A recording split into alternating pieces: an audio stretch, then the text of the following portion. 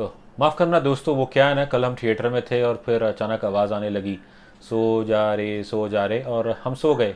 और कुछ इस तरह सोए कि मानो कब घर आए, कब इस कुर्सी पे बैठे, कुछ अंदाज़ा नहीं। खैर, मजाक बहुत हो गया। दरअसल सो जा रे is a song from the film Dhaakad. और इससे पहले फिल्म पर चर्चा हो, please subscribe to my channel and don't forget to press the bell icon. Hi friends, this is Mayur, you watching the objective journalist. आज हम रिव्यू करेंगे फिल्म धाकड़ का। इसे डायरेक्ट किया है वन मिस्टर रजनीस रजी घाई। और फिल्म में कंगना रनौत मुख्य भूमिका निभा रही है। उनका साथ दिया है अर्जुन रामपाल, दिव्या दत्ता और शाश्वता चैटर्जी ने। अगर आपने ट्रेलर देखा हो तो इसकी कहानी काफ़ी सिंपल है। एक एजेंट अग्नि है कंगना रनौत, और उनका काम है बुरे लोगों को मारना। और इस कहानी में उन्हें सर्वनाश करना है द इविल रुद्रवीर अर्जुन रामपाल और उनकी गर्लफ्रेंड रोहिणी दिव्या दत्ता। दरअसल ये दोनों मध्य प्रदेश से के सुहागपुर कोल माइन से they are running in illegal mining और इलीगल ह्यूमन ट्रैफिकिंग। तो खैर, अभी स्टोरी वाइज तो एक जाहिर है एक अच्छा मैसेज है against the social ills against women. और मुझे याद है जब इसका ट्रेलर आया था तो कुछ लोगों ने मैं कहा था कि उन्हें डर है कि Dhaakad Dhaakad might suffer from Black Widow hangover. अब जो मार्वल की फिल्म है वो हमने कुछ दिनों पहले देखी, लेकिन ये कहेंगे कि बस दोनों फिल्म अलग अलग है। बस अगर कुछ एक सिमिलैरिटी है तो that's purely in a metaphorical sense, जहाँ पे both the films obviously it speak about the exploitation of women in a man's world. और अब दिलचस्पी की बात यह है कि जो धाकड़ की स्टोरी है, इसमें 3 लोगों का क्रेडिट है, जिसमें एक डायरेक्टर साहब है, और फिर स्क्रीन प्ले में डायरेक्टर साहब हैं, and there is another individual Rajiv Menon. और फिर माफ़ करना, और फिर एडिशनल स्क्रीन प्ले के लिए रितेश शाह को बुलाया गया था। जैसे कि हम सब जानते हैं, Ritesh Shah has penned acclaimed films like Pink and Raid.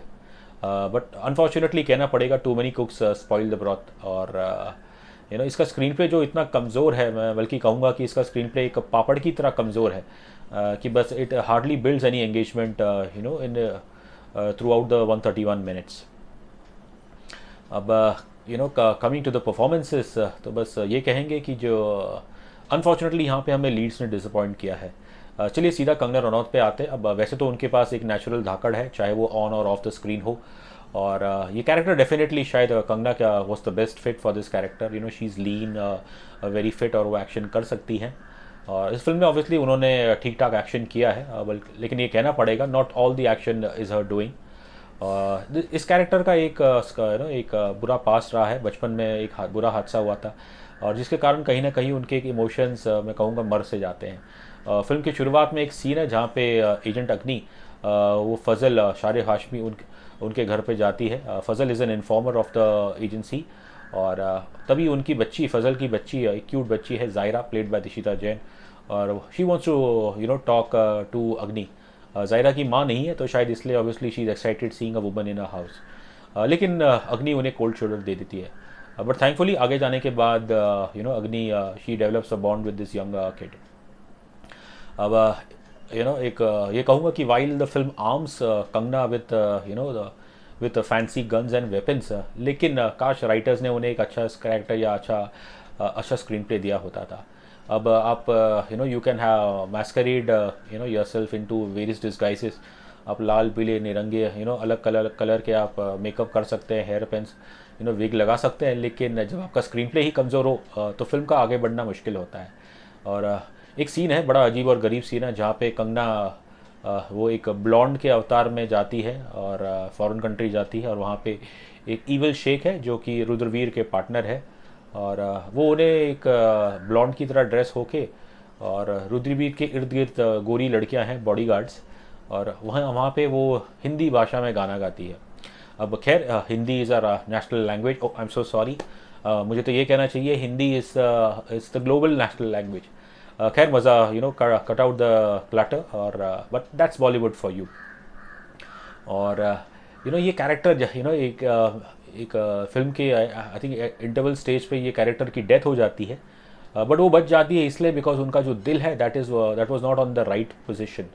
और खैर, इस चीज़ का साइंटिफिक एक्सप्लेनेशन तो है। और जो शाश्वता चैटर्जी है, जो इनके बॉस, एजेंट अग्नि के बॉस है, तो वो मजाक मजाक में उनसे कहते हैं कि कि तेरा तो सिर्फ दिमाग नहीं बल्कि तेरा तो दिल भी खसका हुआ है। So obviously science can justify the hard position, लेकिन जो इस फिल्म का आर्ट्स है उसे डिफेंड करना बड़ा मुश्किल है। और बहुत दुख के साथ कहना पड़ रहा है, usually she is very good. एक जैसा उनके कैरेक्टर की जो एक जल्दबाजी है, एक हड़बड़ी है, तो वो हड़बड़ी हमें कंगना की एक्टिंग में भी देखने को मिली इस फिल्म में। और खैर अगर बाकी एक्टर्स की बात करें तो अर्जुन रामपाल वो इतने कंसिस्टेंट नहीं है। अब उनके लिए देखा जाए तो वो he is at that stage of his life जहाँ उन्हें बस थोड़ी बहुत फिल्में मिलती है। और unfortunately we felt he was a misfit for this character. और ये कैरेक्टर ऐसा है कि बहुत ही वायलेंट है। और इसकी रामपाल ने कोशिश की है एक लोकल लिंगो में बात करने की, लेकिन चाहे वो इनकी एक्सेंट हो या फिर इनके बोलने की अंदाज़, इनका जो टोन है, तो उसे समझने में थोड़ी प्रॉब्लम होती है। काश अगर फिल्म डायरेक्टर उन सीन्स पे सबटाइटल डाल दे तो अच्छा रहता था। और रही बात एक्टिंग की, तो बस एक शब्द कहूँगा, woody.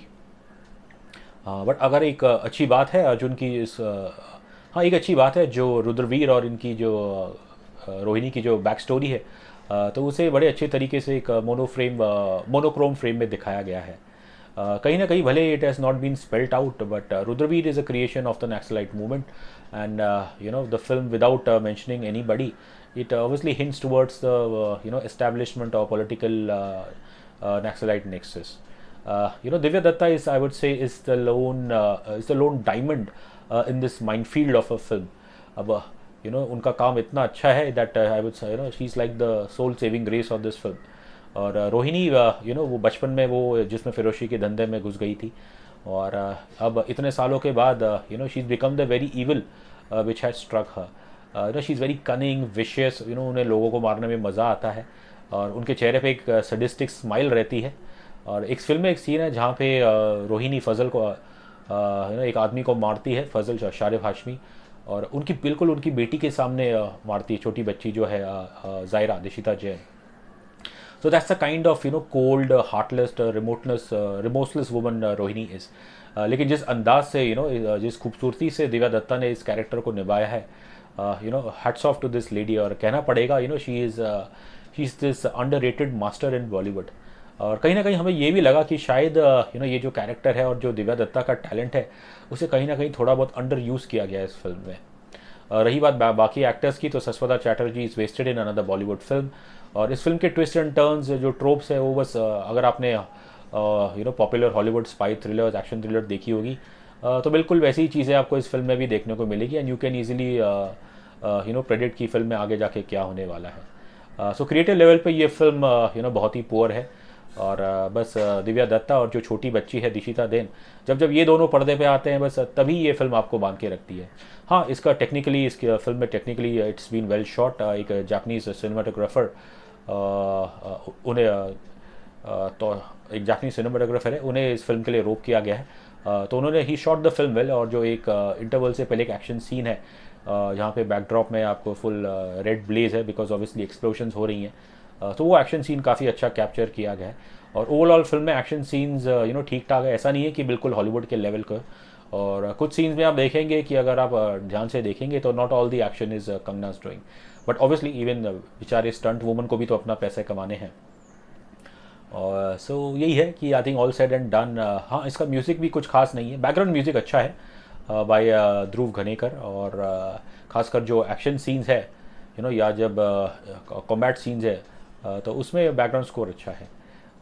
But all said and done, I think because इसका स्क्रीन प्ले, इसका जो पापड़ थिन स्क्रीन प्ले है वो इतना कमज़ोर है, तो वो बिल्कुल इस धाकड़ में कोई धाकड़ हमें दिखती नहीं, सिवाय मैं कहूँगा बस रोहिणी के कैरेक्टर के।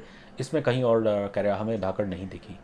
सो all said and done, we have to sadly give just 1.5 stars to Dhaakad. और मैं लोगों से गुजारिश करूँगा, खासकर जो कंगना रनौत हो या फिर उनके फैंस, कि प्लीज़ ये रिव्यू देखने के बाद हमसे ये मत कहना कि जिसमें से रूह निकालना बिजनेस है मेरा।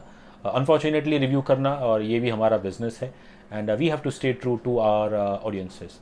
Until we meet again next time, thank you so much and take care.